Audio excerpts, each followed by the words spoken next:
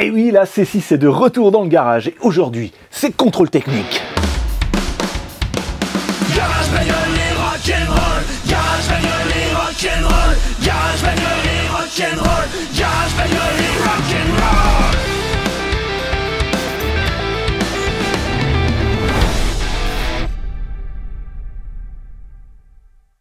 Hey, salut à tous, bienvenue sur Garage Bagnole et Rock'n'Roll, l'émission où on fait de la mécanique à domicile. Et la Citroën C6, elle est revenue dans mon domicile. Mais il y a une première bonne nouvelle, c'est qu'elle est assurée maintenant. Ouais, pendant un an, elle était là, elle n'était pas assurée. Une voiture, ça doit tout le temps être assuré, c'est même plus important que le contrôle technique. Elle peut ne pas être assurée quand elle satisfait 3 conditions. Je vous explique tout ça dans les détails dans une vidéo que j'avais postée il y a un petit moment déjà. Je vous la remets en lien ici en fiche et en dessous dans la description. Donc j'en suis à faire les papiers de cette voiture, l'assurance c'est bon, il me faut maintenant le certificat d'immatriculation et pour avoir le certificat d'immatriculation, il me faut un contrôle technique de moins de 6 mois ou même moins de 2 mois s'il y a contre-visite, c'est bon aussi. Donc je vais préparer la voiture. Il y a 2-3 trucs à faire dessus, vous verrez. Je vais la passer au contrôle technique et puis je vous dirai en toute transparence quel est le résultat, si elle a passé ou pas. Et si elle n'a pas passé, qu'est-ce qu'il y a encore à faire dessus. Alors première chose que je veux faire avant de la présenter au contrôleur, c'est simplement de faire le niveau de la boîte de vitesse. Voilà, j'avais remis l'huile de manière approximative dans la boîte de vitesse.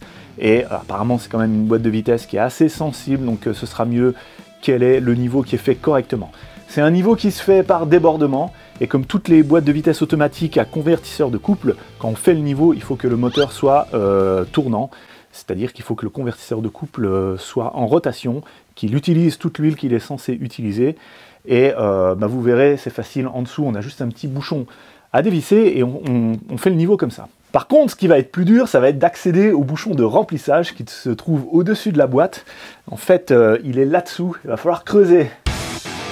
Alors, je vais déjà enlever les caches qui sont en dessous du moteur.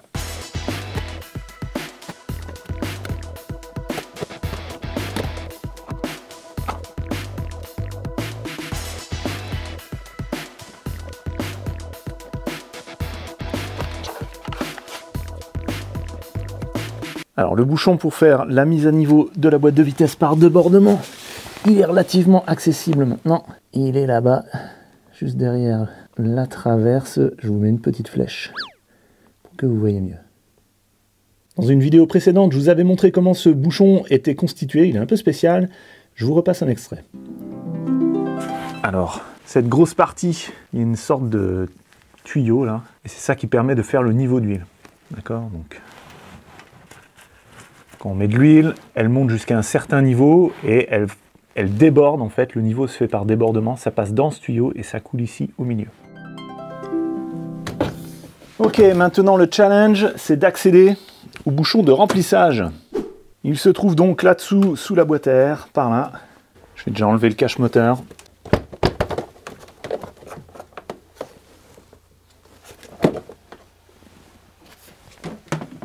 Alors je l'aperçois, il est juste ici au fond, mais bon, on ne peut pas y accéder. Je vais faire de la place, je vais débrancher les débitmètres et puis enlever le couvercle de la boîte. Le filtre à air.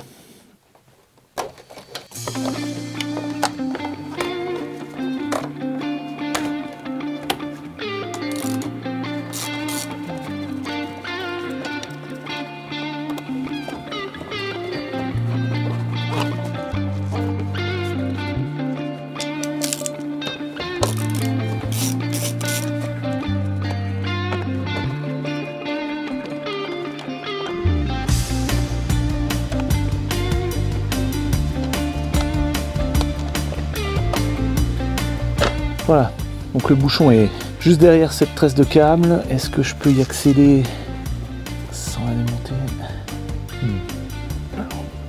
Pas la peine de salir le filtre, qui est tout propre. Alors, pour faire bouger cette gaine, je vais dévisser les 2 écrous qui tiennent son support là.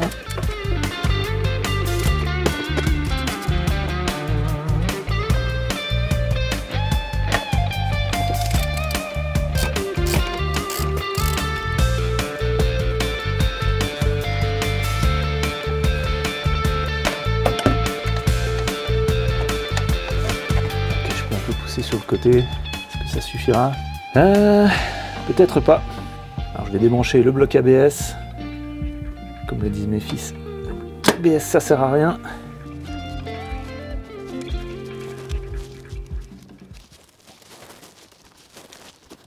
Ok, je sens que ça va être difficile à remettre. Ok. Et maintenant là, tout au fond, vous pouvez apercevoir au bout de mon doigt le bouchon de remplissage. Ok, je peux dévisser le bouchon de remplissage. On est sur du Torx 50 là.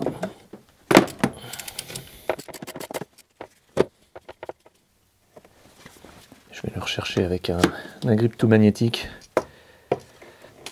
C'est quand même loin au fond tout ça.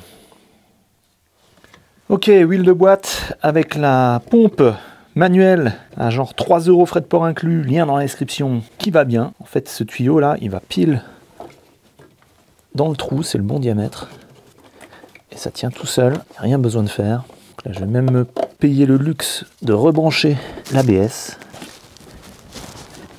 histoire de ne pas faire des erreurs pour rien au niveau de l'ECU.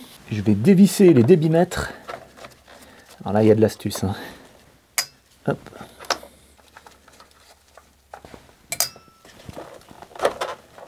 Et je vais les rebrancher.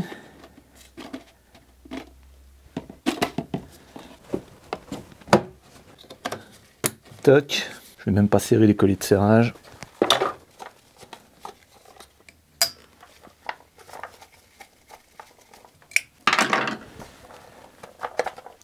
Et là, le but, c'est simplement que l'ordinateur ait l'information de quelle quantité d'air arrive. Alors bien sûr, cet air ne sera pas filtré, mais c'est pas grave parce que dans le garage, l'air est propre. Je n'enlève pas le petit bouchon en dessous parce que le niveau se fait moteur tournant et à chaud. Donc je démarre le moteur et je laisse chauffer.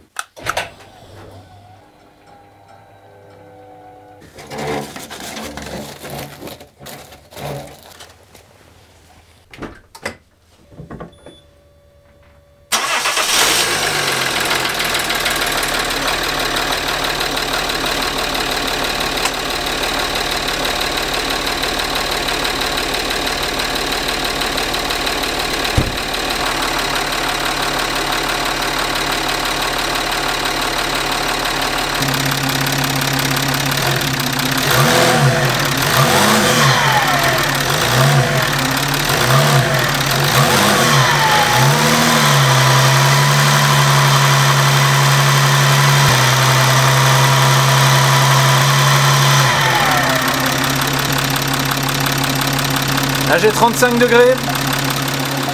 Ok, ça fait 10 minutes qu'il tourne. Ok, je suis à 30 degrés. Bon, ça va suffire. De toute manière, c'est un niveau approximatif.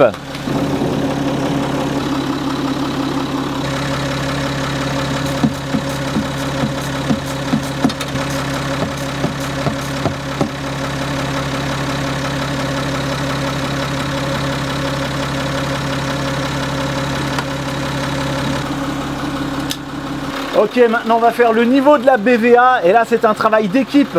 Moi je vais pomper l'huile ici et vous en dessous, dès que vous voyez l'huile qui déborde et qui coule, vous me criez stop.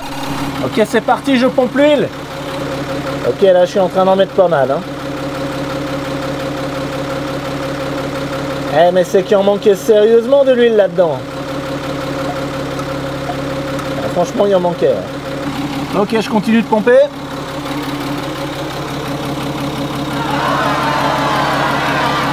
Ok, là ça y est, ça coule enfin. Là je vous ai entendu crier, merci beaucoup. Hein. Ok, donc j'arrête.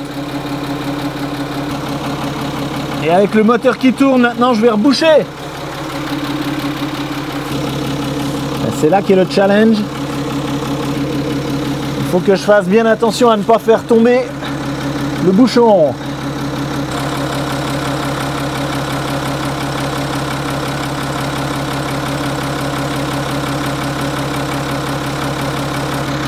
Ok, c'est pas mal ça, François Clair, c'est pas mal.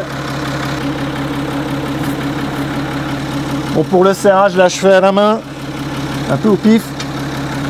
Enfin non, on dit à l'expérience. Voilà.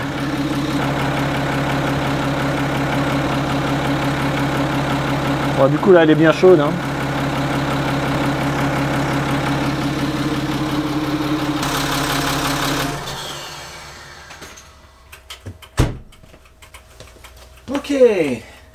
Eh bien, je pensais pas que le niveau était si bas, j'ai mis presque 2 litres d'huile dedans. C'est beaucoup, hein. Donc, le niveau est fait, le niveau de la BVA est maintenant fait. Merci à vous pour votre participation, c'était super. Je remonte tout ça, je remets le filtre, je referme la boîte à air et on se retrouve juste après.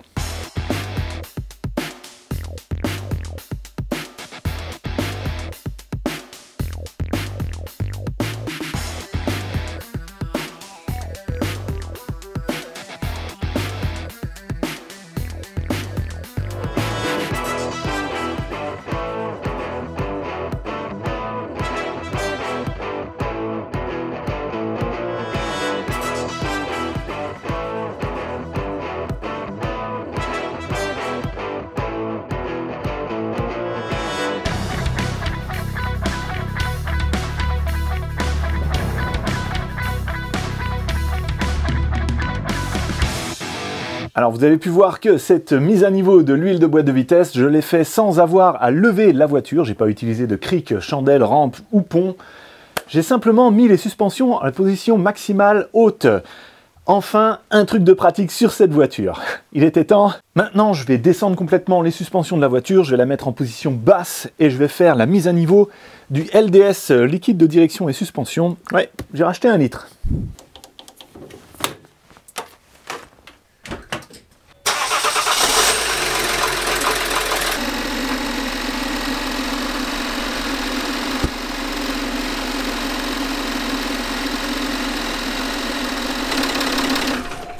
À propos de ce bocal de LDS, il y avait pas mal de questions concernant ce trou-là, retour suintement, sur les C5 qui ont un bocal comme ça transparent. Il y a bien une durite qui est branchée, mais pas ici. Ça, à mon avis, ça sert plutôt à rien, j'ai l'impression. En tout cas, il n'y a pas de... C'est pas une mise à l'air de tout le bocal, hein. À l'intérieur, ça doit être compartimenté. Et là-dedans, bah, normalement, il devrait y avoir un petit peu de pression. On va peut-être entendre quand je vais déboucher. Ouais. Il y a la pression, ce qui est normal, hein. Et donc cette pression qui était là-dedans, elle ne sort pas par là. Donc quand j'avais fait mon test avec l'outil spécial, que j'essayais de pomper et de mettre la pression là-dedans, ça ne marchait pas. C'était pas à cause de ce trou-là, c'était simplement à cause de l'adaptateur ici, qui ne faisait pas bien joint, et donc l'air passait le long ici dans le filet. Ok, donc là, il est vraiment temps que je fasse le niveau, parce qu'en fait, on voit même pas l'huile. Vous pouvez apercevoir un petit peu la surface là, c'est une espèce de blanc laiteux. Je ne sais pas si c'est normal d'avoir le LDS de la couleur là. C'est peut-être de la mousse, j'en sais rien. En tout cas, il n'y en a pas assez, il va falloir que je remonte le niveau. Idéalement, il faudrait que je l'amène jusqu'en dessous de ce trou qui est là. Alors, je ne sais pas si avec mon litre là j'aurai assez. On va voir.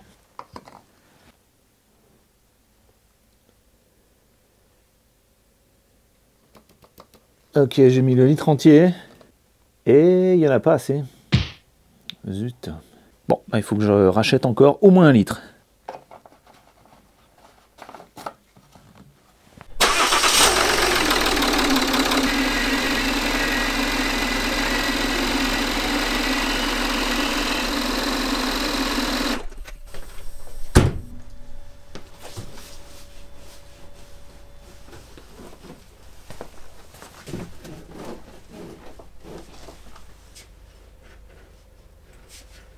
Est-ce que vous avez vu ce que je viens de faire? J'ai appuyé sur chaque côté de la voiture pour vérifier que les suspensions sont bien molles. Si la voiture n'avait pas fait ce mouvement là de rebondissement tout mou, ça aurait voulu dire que la membrane dedans est fissurée et que le liquide serait venu complètement dans la sphère.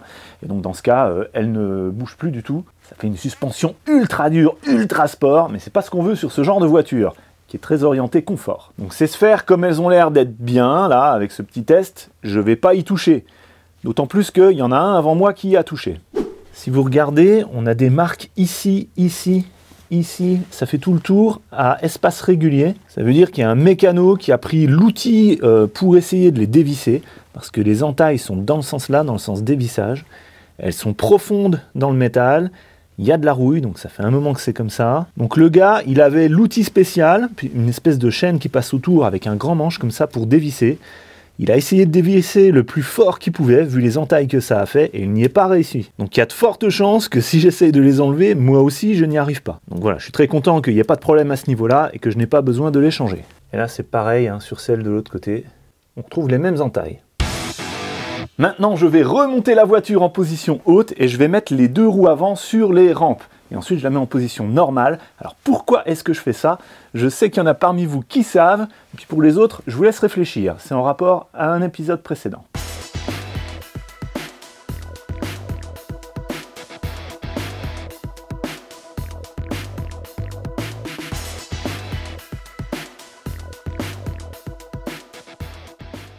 Bienvenue dans les tréfonds des enfers sous la C666 avec les lunettes de sécurité.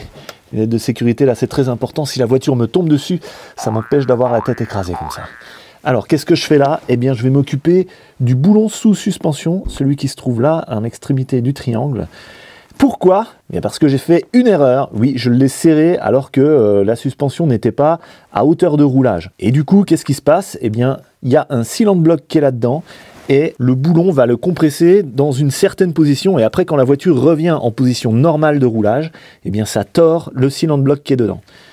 Du coup, c'est pas bien parce que ça fait une usure prématurée du cylinder block, donc c'est pas la première fois que je vous parle de ça, mais voilà, pour ma défense sur cette voiture c'est compliqué parce que les suspensions sont compliquées, et quand j'ai serré ce boulon là, eh bien je ne savais pas si les suspensions fonctionnaient. Du coup, je répare mon erreur, merci à tous ceux qui l'ont noté en commentaire. Alors je vais commencer par celui qui est de l'autre côté là-bas. Là, ce que je vais faire tout simplement, je vais dévisser l'écrou, je vais faire bouger la vis dedans, comme ça devrait remettre le cylinder block dans sa bonne position, et puis le resserrer au couple.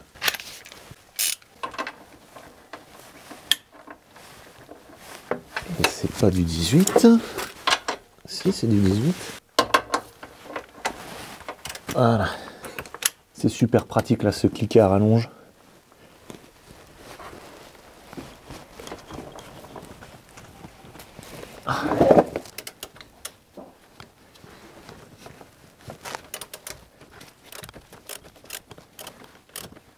Voilà, l'écrou est libéré, délivré. Maintenant, je fais bouger la vis. Et la vis, c'est pas du 18. Ça flotte dedans, donc ça doit être du 16.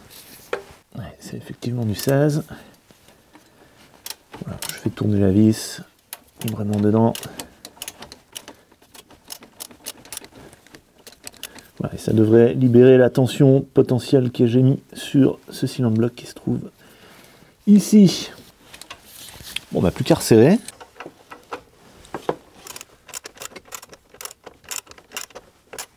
Et je vais prendre ma clé dynamo que je règle à 75 Nm.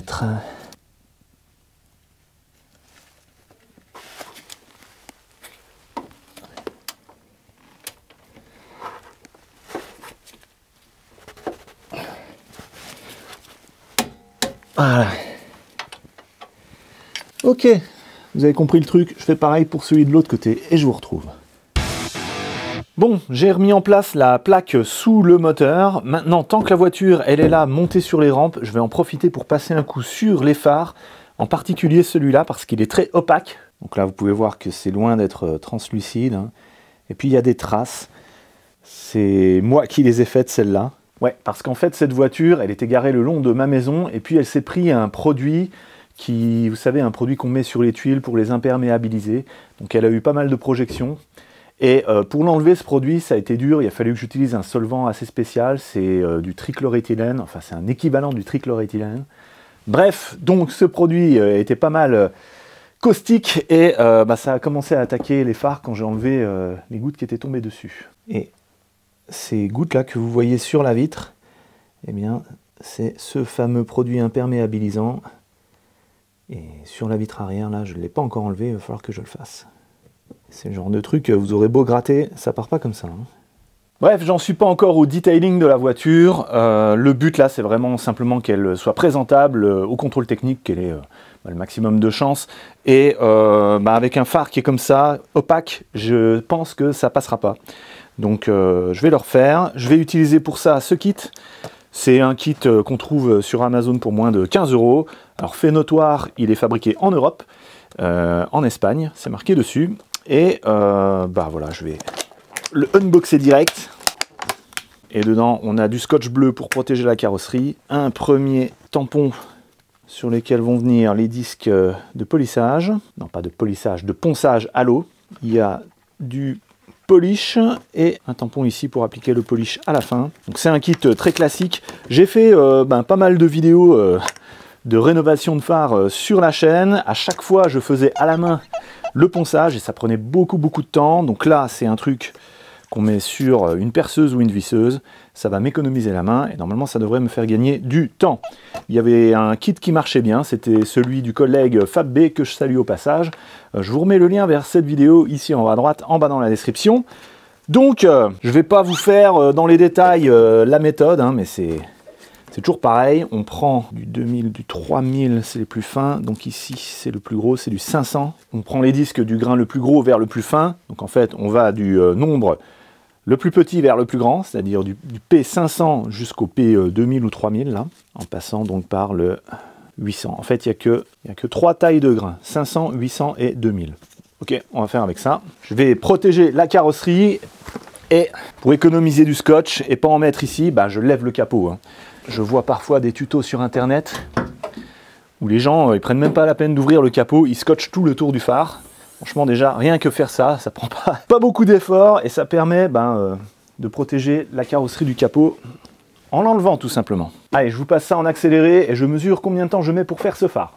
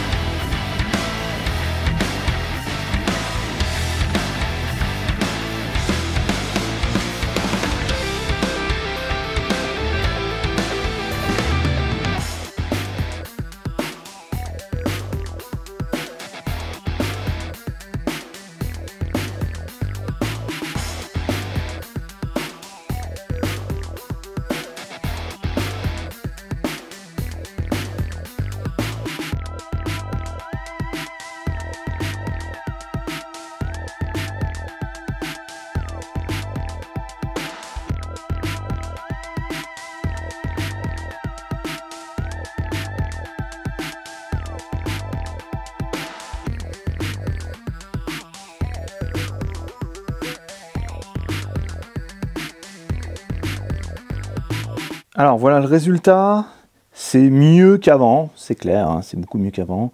Par contre, c'est loin d'être parfait. Si on regarde vraiment de près, on voit par endroits les traces circulaires qui ont été faites avec la visseuse ou la ponceuse. Là, dans le rayon de lumière, vous les voyez. Donc c'est bien, c'est assez rapide, j'ai mis 3 quarts d'heure là. Donc forcément à la visseuse c'est plus rapide, par contre le résultat est je dirais un petit peu moins bon que quand c'est fait à la main. Voilà, quand je faisais à la main j'en avais pour 3 heures pour faire un phare. Donc là je dirais pour le contrôle technique ça devrait passer. Alors un autre effet de bord, c'est que ça en met partout, ça éclabousse partout dans le moteur quand on utilise l'eau. Alors, à savoir, les 2 premiers papiers, en 500 et 800, c'est à sec qu'il faut les utiliser. Après, pour le 2000, 3000 et le polish, il faut rajouter de l'eau. Donc avec ce kit, on a tout juste assez pour faire 2 phares. Pour le premier, j'ai utilisé 3 500, 2 800, 1 2000. Et il me reste dans le kit 3 500, 2 800, 1 de 2000. Et celui-ci, c'est l'éponge 3000. Elle va servir pour les 2 phares. Bon, voilà, je ne vais pas vous en faire des éloges là de ce kit. D'ailleurs, vous pouvez voir que en fait, le phare là, il est plus opaque que l'autre là-bas. Bon, une fois de plus, hein, il est dans un meilleur état là maintenant que comme il était avant. Mais je crois qu'il n'y a pas que moi qui ai merdé sur le phare là. Je crois qu'il y avait eu une couche de vernis qui avait été mise dessus. Et ça aussi, ça jouait. Parce que là, sur le bas, on voyait ça faisait bizarre. Il y avait comme une surcouche. Je pense que c'était du vernis. Bon, en tout cas là, je pense que pour le contrôle technique, ça devrait aller. Et peut-être éventuellement, je le reprends à la main et je le refais bien translucide comme l'autre là-bas. Pour l'instant, il faut avancer. Je nettoie tout ça. Je vous retrouve juste après.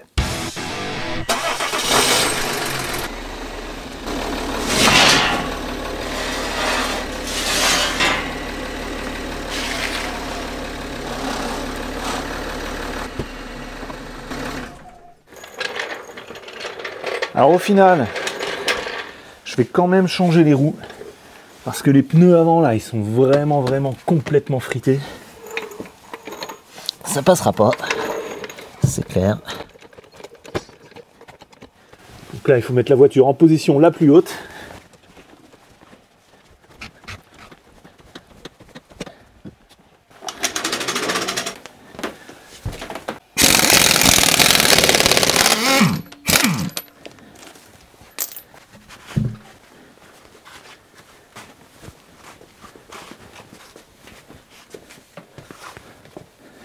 Et avant de remettre la roue, je vais remettre en place la rondelle là et sa goupille qui empêche l'écrou de cardan de se dévisser.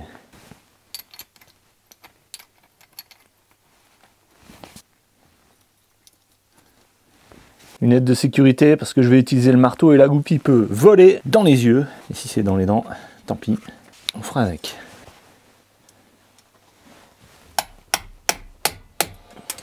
Voilà.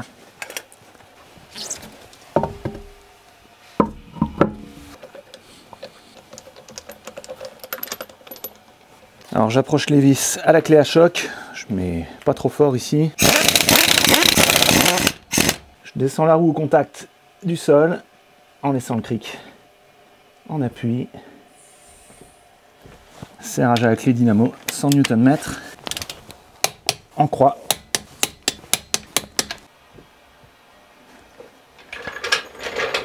Petite finition et c'est ça qui va faire toute la différence. Il y a un sens, toc toc. Voilà, et j'ai mis 2,5 bars de pression dedans. Bon voilà, je fais pareil pour les autres roues et je vous retrouve juste après.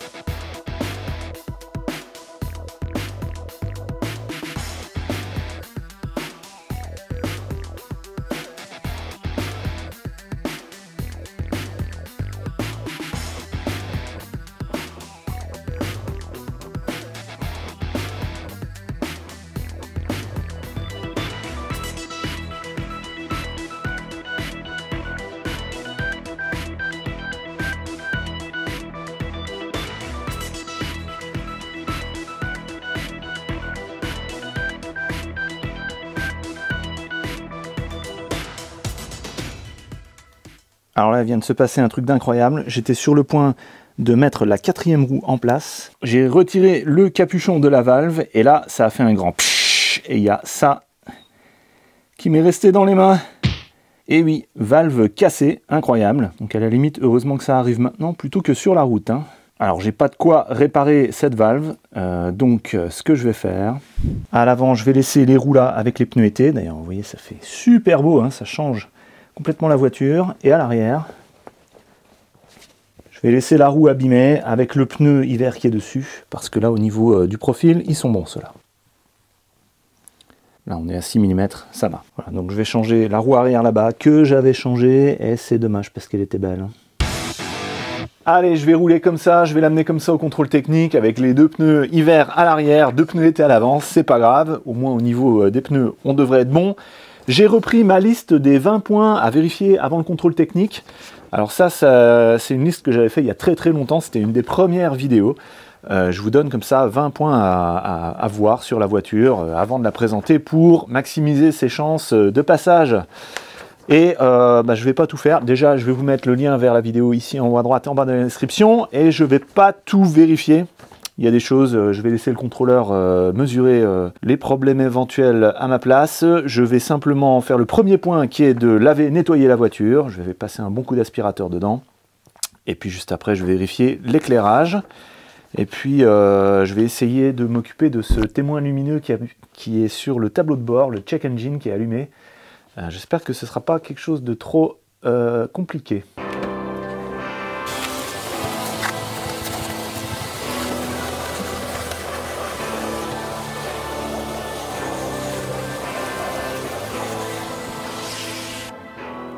Niveau éclairage, j'ai trouvé que le clignotant arrière droit ici ne fonctionne pas. Alors je vais le changer vite fait. Alors, il y a deux trappes ici et là qui permettent d'accéder au boulon. Enfin, écrou en plastique qui se dévisse à la main. Hop, ça c'est bien fait.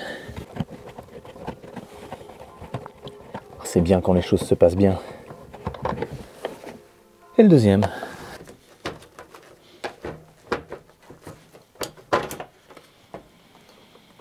C'est celle-là. Et bizarrement, elle m'a pas l'air d'être claquée. Bon, j'ai changé quand même. Essai. Oui.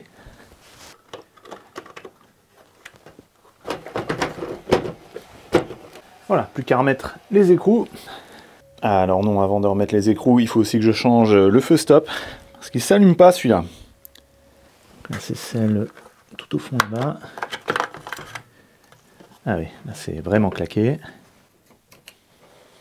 Pour ces ampoules de feu stop, il y a un sens de montage. Vous voyez qu'il y a deux filaments dans l'ampoule. Et ici, il y a deux ergots qui sont à des hauteurs différentes de chaque côté. Il y a un premier filament qui s'allume lorsqu'on allume les phares. Le deuxième filament, il est plus puissant, c'est pour les feux stop. Alors il faut que je remette ça donc dans le bon sens. Il y a des gens parfois qui forcent. Et pareil ici, il y a deux connexions ici, une pour chaque filament. Donc ça va être comme ça. Toc. Il n'y a pas besoin de forcer. Du coup, je vais peut-être aussi vérifier les autres. Alors. Ça a l'air d'être correct. Ici, a l'air d'être correct aussi. Allez, un dernier test. Bien. Non, si j'allume les phares. Je relâche le frein. Ça va, on est bon. Pour la marche arrière, j'ai bien les deux feux là qui s'allument. Éclairage de plaque, ok. À l'avant, veilleuse, ok. Ok, il va falloir démarrer pour mettre les pleins phares.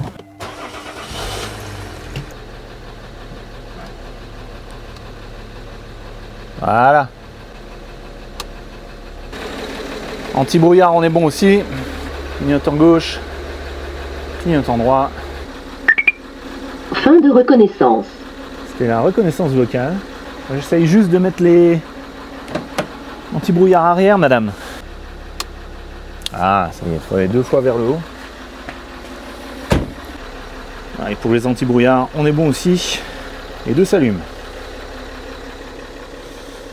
Ah oui, puis j'ai encore le truc là à raccrocher. Ok, maintenant j'aimerais m'occuper de ce check engine là, voir un petit peu ce qui se passe. Parfois il y a des hasards et des coïncidences qui sont tout bonnement incroyables. Ce matin, j'ai reçu un email de Patrick où il me dit que si j'ai ce voyant moteur allumé et que le moteur tourne quand même, ça devrait venir de peut-être un ou deux capteurs là qui seraient mal branchés. Il m'a envoyé une photo avec des endroits à vérifier.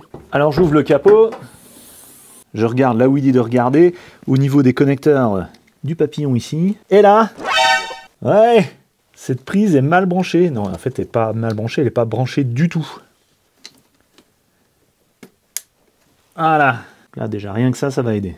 Il m'avait dit aussi de regarder au niveau des débitmètres, mais là, c'est bon, les deux sont bien branchés. Alors, j'essaye. Démarrage.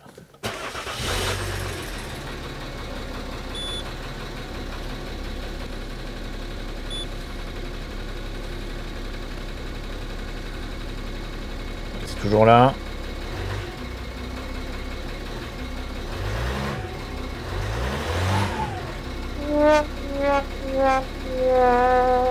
Bon écoutez, j'ai fait un check complet des codes d'erreur et y a de l'espoir parce que j'ai plus du tout d'erreur en lien avec l'injection ou avec la pollution. Ici l'erreur là c'est...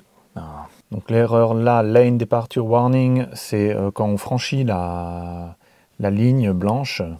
C'est pas trop grave s'il y a un souci là-dessus. En tout cas ça devrait pas allumer le check engine. Assistance au parking, il y a aussi une erreur là-dessus, mais ça c'est pareil. Et enfin... Ah non, il y a encore Donc ça c'est l'aileron à l'arrière je pense. Et enfin, la détection d'impact avec un piéton. Vous savez quoi? Exceptionnellement, je vais arrêter de percuter les piétons. Comme ça, il n'y aura pas de problème. Bon, du coup, ben, écoutez, je vais encore faire un quick erase. Puis après, on va voir si ça revient, le voyant orange. Voilà, bon, bah écoutez, finalement, apparemment, ça remarche. Enfin, on va voir peut-être que quand je remets le courant, ça ne marchera plus. Ouais, donc là, il a absolument tout effacé. On est bon. Contact.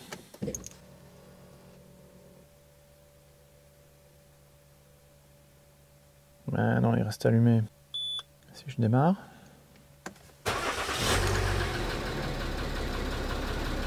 Mais non, ça reste allumé.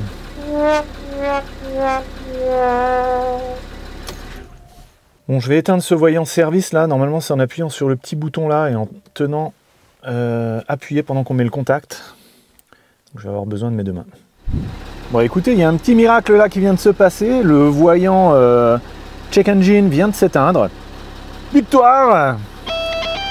Bon, par contre, le service est toujours allumé. J'ai éteint la petite clé en appuyant bien sur 10 secondes sur le bouton là. Mais le service reste toujours allumé. Je ne sais pas pourquoi. Bon, en tout cas, ce qui était vraiment problématique pour le contrôle technique, c'était le check engine. Donc là, il est éteint. Je suis heureux. Bon, bah là, merci beaucoup Patrick, hein, parce que là, j'aurais pu chercher pendant longtemps pour ce problème. Et puis passer à côté de cette prise mal branchée, de ce petit capteur là, tout simplement. C'était vraiment pas grand chose, tant mieux. Une fois de plus, merci beaucoup à tous ceux qui m'ont aidé à faire ce projet. J'ai reçu énormément de bons conseils dans les commentaires sous les vidéos, aussi parfois directement par email. Donc voilà, merci du fond du cœur. Si ce projet est un succès, eh bien on aura gagné ensemble. Et c'était un des objectifs au début d'ailleurs. Rappelez-vous. Donc pour réussir dans ce projet, j'ai besoin de pas mal de choses. J'ai besoin de la voiture, ça a l'air d'être bon. J'ai besoin de temps, de travail et de courage. Et j'ai aussi besoin de vous. Et maintenant, je m'occupe de la petite bricole au niveau du pare-choc arrière, là, ce petit capteur de radar de recul qui pend. Le voilà, il va falloir que je trouve un truc pour l'attacher. Vous pouvez voir qu'il y a un joli petit nid ici. Je vais essayer déjà de la manière la plus simple, avec un collier comme ça. Hop. Est-ce que comme ça tiendrait? Ok, pas top, mais ça tient à peu près.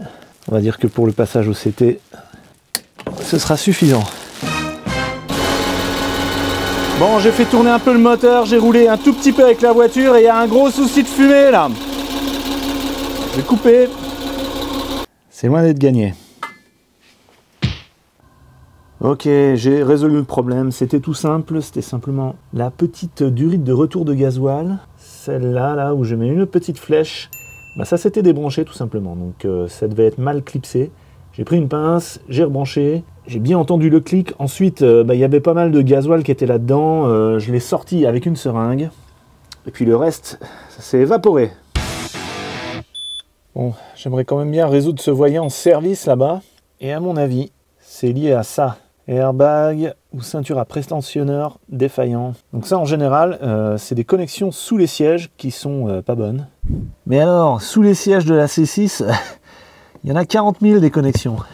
D'ailleurs, il y a un truc là. J'ai regardé de l'autre côté, ça ne sert à rien. Il est mis comme ça. Donc c'est pas ça. C'est autre chose là-dedans.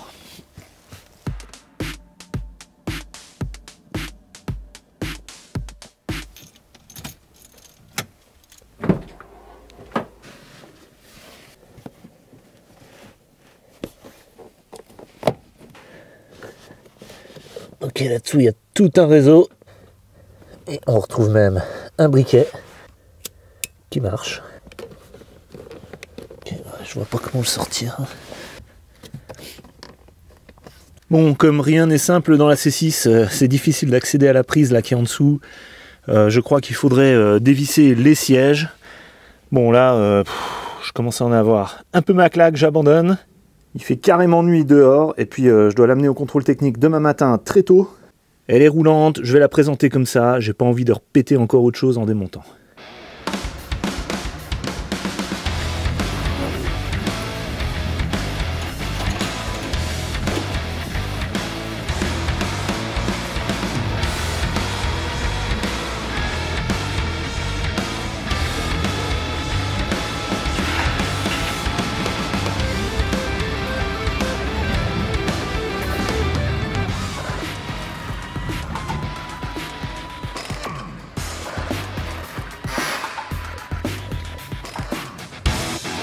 Je reviens à l'instant du contrôle technique.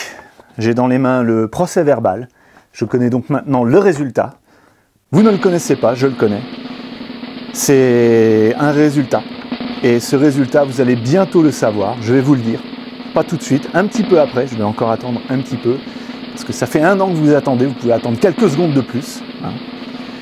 Eh bien, cette Citroën C6, autrement connue sous le sobriquet de C666. C6, c'est l'enfer, la C6. Cette voiture de l'enfer, qui m'a causé bien du tourment, eh bien, elle a passé le contrôle technique avec succès. Oui, c'est réussi. Ouais, ouais. On a réussi. On a gagné.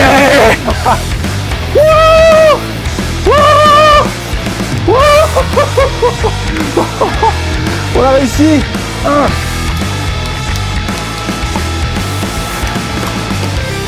Yes. Ouais. Ah là, je suis content. Je suis content. Heureux. Heureux, c'est le résultat de mois, d'heures passées dans ce garage à travailler, des mois et des mois à pas savoir comment ça se terminerait. Ça commence à sentir bon là. Alors, il n'y a pas de contre-visite. Il y a des défauts mineurs qui sont des défaillances mineures qui sont notées. Alors déjà, au niveau du frein de service, il y a un déséquilibre à l'avant. C'est pas trop grave, je pense que c'est simplement parce qu'elle n'a pas roulé depuis 3 ans. Je vais quand même, je pense, y jeter un œil, peut-être démonter les freins, nettoyer, remonter. Peut-être que ça suffira. Il faudra aussi remplacer le liquide de frein. Ripage excessif, donc ça c'est le parallélisme.